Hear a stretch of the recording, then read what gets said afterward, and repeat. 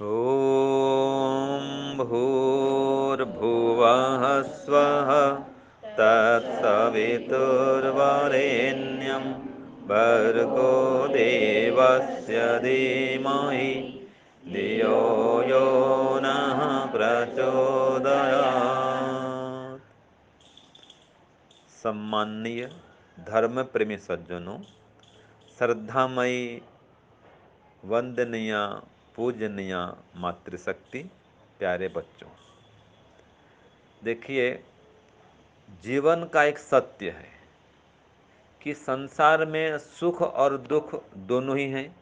तो कभी सुख आता है, कभी दुख आता है, कभी अभाव रहता है और कभी सब कुछ भरपूर भी हो जाता है। तो यह हमेशा कोई धन भी रहने वाला नहीं है, हमेशा सुख और दुख ये दोनों भी रहने वाले नहीं है। शरीर भी हमेशा रहने वाला नहीं है। तो जो ये शरीर छूटेगा या धन संपत्ति भी कम होगा, छूटेगा, परिवार छूटेगा, घर छूटेगा, तो दुख तो होगा ही।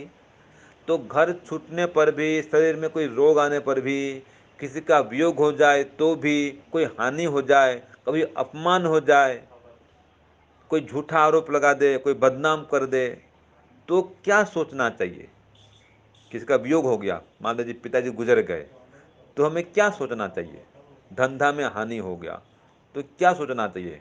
कोई रोग आ गया, रोग भी ऐसा आता है कि जाता नहीं है। और जो वृद्धावस्था, ये अपने आप में एक रोग ही है। जवानी कैसी है, आती है और चली जाती है। वृद्धावस्था आती है तो जाती नहीं है। वृद्धावस्था में जो रोग लग जाते हैं उनका जाना तो बहुत कठिन होता है। ये शरीर छूटेगा तो रोग भी छूटेंगे, ये तब तक सहन करना पड़ता है। तो जो ये सब घटनाएं तो घटेंगी जीवन में। शरीर वृद्ध भी होगा, सबका शरीर बूढ़ा होने वाला है न, सबका शरीर छूटने वाला है।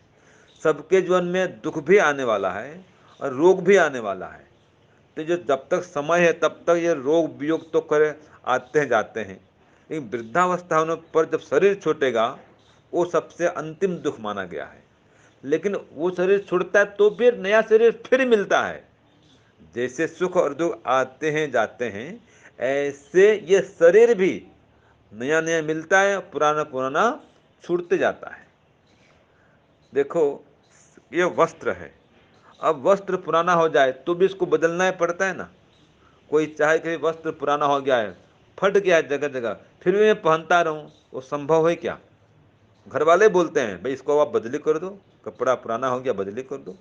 तो जब शरीर पुराना हो जाता है, वो रोग आ जाता है, तो खुद भी चाहता है कि भगवान आप शरीर को मुझसे ले ले, मुझको नया शरीर दे दे।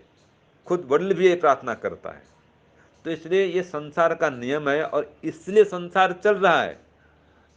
नहीं तो शरीर, सबका शरीर अजर अमर हो जाए तो फिर ये संसार में सब भर जाए, भीड़ इतनी हो जाएगी किसी को जगह नहीं मिले रहने का, है कि नहीं है? तो संसार में आना और जाना यह तो लगा हुआ है। तो किसी का देहांत भी हो गया, कोई रोग भी आ गया, हानि हो गई, किसी ने कुछ अपमान कर दिया, तो भी तीन शब्द बोलेंगे। अगर सुखी होना है, उस दुख को भूलना है, उससे बचना है, तो तीन बात सोचेंगे कि कोई बात नहीं। क्या बोलेंगे? कोई बात नहीं। ये संसार का नियम है, ये संसार का नियम है, ऐसा भी होता है, ये कोई नई बात नहीं है। ये घटना मेरे साथ ही नहीं घटी है, सबके साथ में ये रोग वियोग, मान अपमान, हानि लाभ, ये घटना घटती रहती है। आज हमारे घर में किसी का मृत्यु हुआ है, तो हमारे घर मृत्यु हुआ है ऐसा है क्या? मुझे ऐसा एक परिवार बता दो जिसका घर में कभी मृत्यु न हुआ हो, जिसके दादा परदादा मृत्यु को प्राप्त न हुए हों। मुझे कहीं ऐसा बता दो, कोई ऐसा परिवार मिलेगा? कोई परिवार नहीं मिलेगा। और हम भी आए हैं तो हम भी सदा रहने वाले नहीं हैं। लेकिन जो प्रिय आदमी होता है उसको जाने पर दुख तो होगा भाई। अब माता पिता जाएंगे छोड़ के, दुख तो होगा। लेकिन क्या हम दुखी रहने से वो आ जाएंगे? आप रोते रहोगे तो क्या वापस लौट के आएंगे? नहीं आएंगे।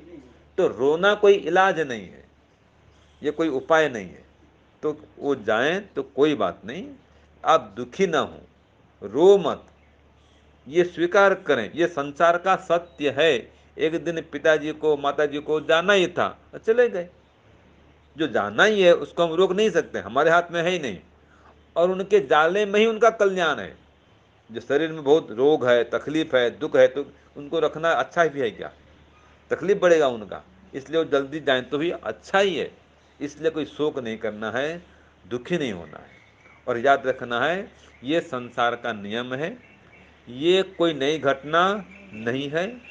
ऐसा भी होता है और सबके साथ हुआ है, मेरे साथ भी हुआ, तो कोई बात नहीं। और ये समय भी बीत जाएगा। आज दुख है, एक मास बाद में फिर अपने परिवार में, काम धाम में, बच्चे सब में भूल जाना होता है। कि जीवन भर कोई दुख को याद रखता है क्या? अगर याद रखे तो जी नहीं सके वो तो जीवन भर कोई दुख याद नहीं रखना चाहिए। ये संसार का नियम है, सुख आएगा अने दुख आएगा। जीवात्मा का धर्म है, ये शरीर बदली करता है। जैसे हम लोग कपड़ा बदली करते हैं पुराना होने पर, फट जाने पर, ऐसे ही जीवात्मा शरीर बदली करता है। अंतर इतना है देखो कि जिसके पास ज़्यादा अच्छा पैसा है, बढ़िया धन है, वो बढ़िया से बढ़िया वस्त्र पहनता है, खरीदता है। जिसके पास कम पैसा है, थोड़ा कम पैसा वाला है, वो तो हल्का कपड़ा पहनता है, हल्का कपड़ा खरीद खरीद पाता है। जिसके पास खूब पैसा है, वो एक एक लाख के भी सूट है, साड़ी ये पहनते हैं। उसमें वो सोने के चांदी के, वो क्या बोलते हैं उसको, हैं, वो लगे रहते हैं। एक बार मैं विवाह में गया था मुंबई में, प्रसंग में, भानुशाली परिवार था। दादाजी पास बैठे थे, उन्होंने कहा स्वामी जी ये देख रहे मेरी पोते जी, ड्रेस बनी कितने का होगा? तो मुझे पता नहीं भाई। मुझे 1 लाख का है। 1 लाख क्यों है भाई? ये जो चमक रहा है ना लाइट में, ये सब सोना चांदी के उसमें सब ये लगा हुआ है सब। तो पैसा वाला है भाई, तो पहनेंगे। और जिसका पैसा नहीं है, वो 1000 की भी साड़ी में भी शादी करता है। आप गांव में जाओ तो 1000 के साड़ी में भी शादी बढ़िया करता है वो 1 लाख में तो 1 लाख करेगा, ये 1000 में है तो 1000 में करेगा। जिसका सामर्थ्य जितना उतना तो करेगा। तो ऐसे ही जिसके पास ज़्यादा पैसा, ज़्यादा अच्छा घर, अच्छा वाहन, गाड़ी घोड़ा, सब कुछ बढ़िया होगा, वस्त्र बढ़िया होगा। अब ये देखो, जितना अधिक पैसा उतना अच्छा कपड़ा, उतना अच्छा मकान, उतना अच्छा सब साधन। ऐसे ही जितना ज़्यादा पुण्य उतना अच्छा शरीर, उतना अच्छा परिवार। याद रखिए,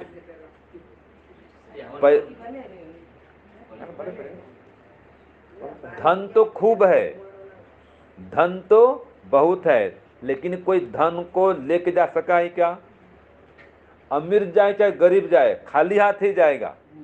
खाली हाथ आया था और खाली हाथ ही जाएगा, कुछ साथ में जाएगा नहीं। तो साथ में क्या जाएगा? धर्म। जितना दान किए रहेंगे, पुण्य किए रहेंगे, धर्म किए रहेंगे, यही साथ में जाएगा। और अंतिम काल में वही सुख देगा। शांति क्या देगा, सुख क्या देगा? जो धर्म किया आपने। ये खाना पीना तो खत्म हो गया शरीर, अब तो शरीर में खाना पीना कर भी नहीं पाते हैं, वो सुख तो चला गया। मरण काल में कोई सुख देता है तो वो दान है। और मरण काल में कोई साथी होता है, वो भी दान होता है। मरने वाले का साथी कौन होता है? दान। जितना दान दिए हैं वही सोच सोच के आपको सुख देगा। जितना पाप किए हैं वो सोचेंगे वो दुख देगा। इसलिए धर्म बढ़ाओ, धर्म को सोचेंगे, और अंतिम काल में परमात्मा का नाम लो बस। तो जीवन भर अगर आप धर्म नहीं किए हैं, अंतिम में धर्म काम भी नहीं हो सकता है। फिर शरीर देखेंगे, धर्म करेंगे, ठीक है, धर्म बाद में होता नहीं है। लोग बोलते हैं कि स्वामी जी अभी तो शरीर जवान है, अभी हमको धन कमाने दो ना, धंधा व्यापार करने दो, अभी से क्या धर्म करना? भाई अभी से क्या धर्म करना? तुम बूढ़ा होगे कोई गारंटी है? ये शरीर वृद्ध होगा कोई गारंटी है क्या? नहीं है। कई लोग जवानी में चले जाते हैं। इसलिए युवा एव धर्मशील स्यात्, युवा एव धर्मशील स्यात्। जवानी से ही धर्म काम करना शुरू करो। ये भक्ति, हवन, पूजा पाठ जवानी से ही करने का है। अभी नहीं करेंगे बाद में तो कर ही नहीं पाएंगे। हम बापू जी को बोलेंगे कि दादाजी ने बैठो ने ऐसे बैठ के हवन को कर पाएंगे? नहीं कर पाएंगे, उनसे होगा नहीं, शरीर साथ नहीं देता है बाद में।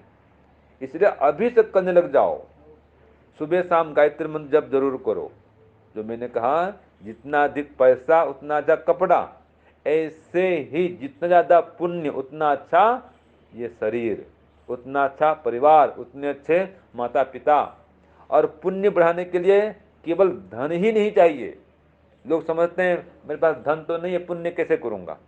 भाई बिना धन के भी पुण्य होता है। धन ही नहीं चाहिए, धन तो चाहिए, मना नहीं है। धन ज्यादा हो तो धन का दान से पुण्य प्राप्त करेंगे। जिसके पास धन नहीं तो क्या करेगा?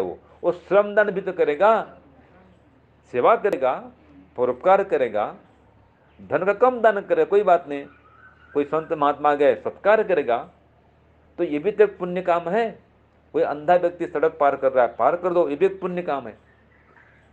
कई बार आप गाड़ी चलाते होंगे, देखते होंगे, बड़े बड़े ईंट पड़े होते हैं, पत्थर पड़ा होता है, कांटे पड़े होते हैं, कोई उठाता नहीं है उसको, देखते हैं चले जाते हैं। अगर कोई गाड़ी रोक के ईंट को साइड में कर दे, कितना बड़ा पुण्य काम है बताओ। इसमें कोई खर्चा लगता है जी?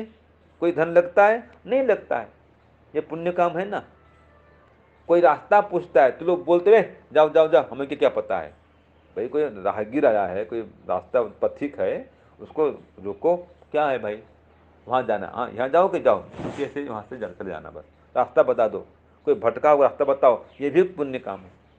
बच्चों को गायत्री मंत्र सिखाओ, संस्कार दो, ये भी पुण्य काम है।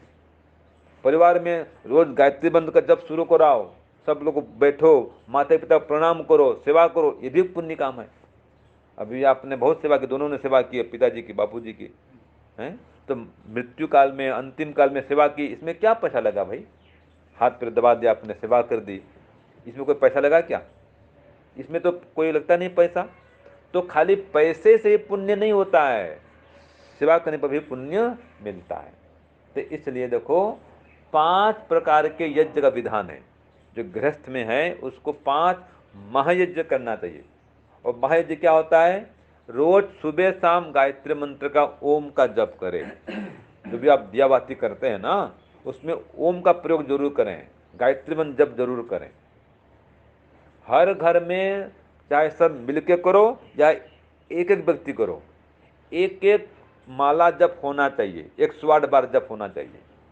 या तो सब बांट लो, 5 लोग हो भाई, 21-21 बार सब लोग करो, या तो ये सिस्टम करो।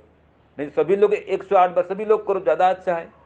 जितना आपका गायत्री मंत्र का जप बढ़ेगा, आपका धर्म बढ़ेगा, बुद्धि बढ़ेगी और संपत्ति बढ़ेगी। तो संपत्ति कैसे मिलती है? बुद्धि से मिलती है। मैं जाता हूँ कच्छ में, भाई मूंगफली लगा दिए हैं, साइड में और भी लगा, दो दो 3-3 पाक लेते हैं साथ में। वहाँ पर चारों जो बाउंड्री होता है ना, दीवार, वहाँ पर भी कोई लगा देते हैं, है कि नहीं है? धनिया पत्ती भी साथ में, आदू भी साथ में, और भी कोई फसल है, 2-3 फसल। और जो साइड में बाउंड्री होता है वहाँ भी कोई ना कोई तार वाला लगा देंगे, कोई ऐसा पेड़ लगा देंगे जिसमें कि वो बड़ा होता है, उसको कोई नुकसान नहीं है। तो जमीन उतनी है, समय उतना लगता है, लेकिन धन बढ़ जाता है। तो बुद्धि ने काम किया ना भाई। ये बुद्धि बढ़ती है गायत्री मंत्र जप करने से और हवन करने से, गाय के दूध का सेवन करने से। ये भैंस के दूध में शक्ति नहीं है, गाय के दूध में शक्ति है। तो आप सुबह शाम गायत्री मंत्र जप करें, ये कहला काम है, इसको बोलते हैं ब्रह्म यज्ञ। दूसरा, घर में रोज हवन होना चाहिए। अब आप हवन नहीं कर पाते हो, हवन कराओ। जहाँ पर हवन होता है तो वहाँ सहायता कर दो, लो स्वामी जी, गुरु जी, आचार्य जी, पंडित जी, ये हवन मेरे ओर से कर दो। खुद तो नहीं कर पा रहे, करवा दो तो ही पुण्य मिलेगा। तो ये इसको बोलते हैं दिव्य यज्ञ बोलते हैं। घर में करो और कराओ, अच्छा खुद बुलाओ विद्वानों को न, हरा हवन कराओ। आप कभी कभी उनके पास में जाओ, हवन कराओ। तो यज्ञ करना और पहला गायत्री मंत्र का ओम का जप करना, ये 2 यज्ञ है, महायज्ञ है। तीसरा है माता पिता की सेवा करना, जो भी आपने की, इसको पितृयज्ञ बोलते हैं। जीवित माता पिता की सेवा करना चाहिए, ये यज्ञ है, इसमें बहुत पुण्य मिलता है इसमें। और चौथा है बलि वैश्वदेव यज्ञ। और जो भी भोजन पकाते हैं, प्रथम रोटी गौ माता के लिए अलग कर दो, अंतिम रोटी कुत्ता बिल्ली और किसी के लिए, पशु पक्षी के लिए अलग कर दो। ये रोज का नियम होना चाहिए। जाते हो बाहर में कोई आता है लोट, वो डाल दो कहीं, चींटी भी खा लेंगे, वही पुण्य काम है।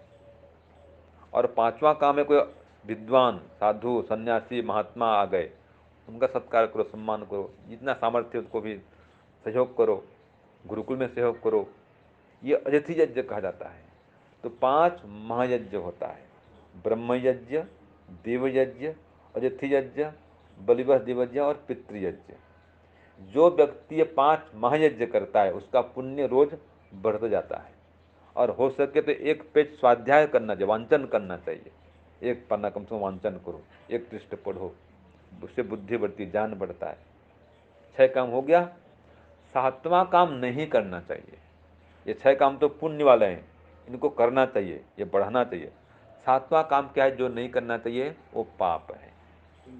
चोरी करना, झूठ बोलना, हिंसा करना, मारपीट करना, मांस मछली खाना, बीड़ी सिगरेट शराब पीना, जितने उल्टे पुल्टे काम है जिसको करने में डर लगता है, छुप के करना पड़ता है, जो भी अधर्म काम है जिसको आत्मा भी करने से अंदर से तो मना करता है, नहीं कर नहीं कर, वो अंदर की बात नहीं सुन के कोई गलत काम करता है तो करता है। जितने गलत काम है वो पाप काम है। पाप से दुख मिलता है, पुण्य से सुख मिलता है। तो इसलिए जो पुण्य मैंने बता दिए इनको बढ़ाओ, ये जितना बढ़ेगा अंतिम काल में उतना सुख मिलेगा। तो जब तक धन है, संपत्ति है, याद रखिए वेद कहता है केवलाघो भवति केवलादि, अकेला जो खाता है ना वो पाप खाता है। भगवान ने जो अनाज दिया ना पाक, ये पहले से चिड़िया आदि अपने हिस्सा ले जाते हैं, पहले ही। आप क्या खाएंगे? पहले ही चिड़िया आती है चुग के अपनी हिस्सा तो ले जाती है। भगवान ने व्यवस्था ऐसी की है। आप नहीं भी देंगे ना, जब आप काट के लाएंगे कुछ अनाज नीचे गिरता है, उसको ही चूहा आदि खाते हैं। है कि नहीं? ये परमात्मा की व्यवस्था है। जब अनाज आप काट के खा लेंगे, जो पुआल बचता है, क्या बोलते हो आप उसको, जो गाय खाती है? चारा। चारा धान के वो काट दो, अब ले लो, जो बचेगा उसका लंबा लंबा, हाँ, वो चारा बनता है। देखो, तो परमात्मा ने कैसी व्यवस्था करी है। आप दान नहीं करोगे तो भी ऑटोमेटिक दान तो हो ही जाएगा, लेकिन आपको पुण्य नहीं मिलेगा उसका। क्यों? आपने दान नहीं दिया, वो तो परमात्मा ने ले ही लिया है। तो सिखाता है, देखो मैंने तो ले लिया, मतलब तुम्हारे अकेले के लिए कमाना नहीं होता है। आप धन कमाओ तो खाली अपने परिवार के लिए ये पर्याप्त नहीं है, समाज के लिए भी कुछ कमाओ, भाई बहन अड़ोसी पड़ोसी इनको भी देखो, ये धर्म होता है आपका। पशु पक्षी को भी देखो, परिवार को भी देखो। खाली खुद अपना बैंक बैलेंस बढ़ा रहे हैं, बेटा बेटी भाई बहन सब दुखी हो रहे हैं, तो क्या फायदा है कि नहीं? परिवार को देखो, वो आपके ही सुख में बढ़ोतरी करेंगे। तो भगवान ने सबको बुद्धि दी है, लेकिन ये बुद्धि कैसे दी है? आपके पुण्य कर्मों का फल है। आज आप शरीर में आए हैं, मानव शरीर में आए हैं, यह पुण्य कर्मों का फल है। खूब धन मिला है, ये भी पुण्य कर्मों का फल है। अब जो धन का दान नहीं करेंगे, पुण्य नहीं करेंगे, तो पुण्य तो बढ़ा नहीं, तो अगले बार धनवान नहीं बनेंगे। नियम है, जो देता है वो पाता है, जितना देता है उतना ही पाता है। बैंक का नियम है, 1 लाख बैंक में जमा करेंगे तो कितना मिलेगा जी? 1 लाख तो मिलेगा, उसका ब्याज मिलेगा, जो भी टकावारी है ब्याज ब्याज मिलेगा। लेकिन 1 लाख का 1 लाख ही मिलेगा, 1 करोड़ नहीं मिलने वाला है। 1 लाख देगा, जो ब्याज है वो ब्याज देगा। ऐसे ही आप जितना पुण्य किए थे वो सब परमात्मा के बैंक में जमा हो गया है, उतना ही तो मिलेगा अगले जन्म में। अगर आपने 1 करोड़ का दान दिया है तो 1 करोड़ वाले घर में जाएंगे, जन्म होगा, करोड़पति घर में जन्म होगा। क्यों? आपने 1 करोड़ का दान दिया है।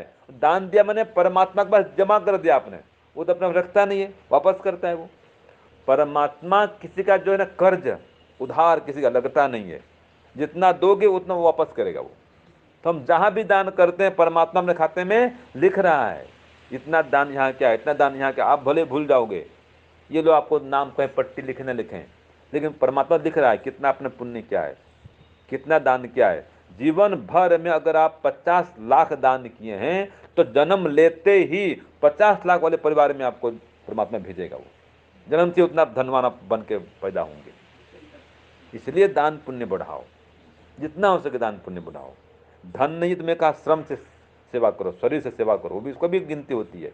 अब हम तो विद्वान बन गए हैं, अब उपदेश करें, ये भी तो विद्या का दान है। जो जान बांट रहे हैं क्या है? ये ब्रह्म दान है, विद्या का दान है। हमारा विद्या है, विद्या दे रहे हैं। जिसके पास धन है वो धन का दान करेगा, धन भी नहीं है, विद्या भी नहीं है, शक्ति है, वो श्रम दान करेगा, वो है कि नहीं है। तो जो भी चीज है उसके पास में, उसका वो दूसरों कल्याण के लिए उसका प्रयोग करे, बांटकर उपयोग करे। तो अकेला ना खाए, अकेला खाने वाला पाप खाता है, वेद कहता है। तो आप सभी लोग पुण्य करें, दान करें, धर्म करें, जीवन को सफल करें, और इस लोक में परलोक में दोनों जगह सुख और शांति को प्राप्त करें। आप सबका बहुत बहुत पुण्य था।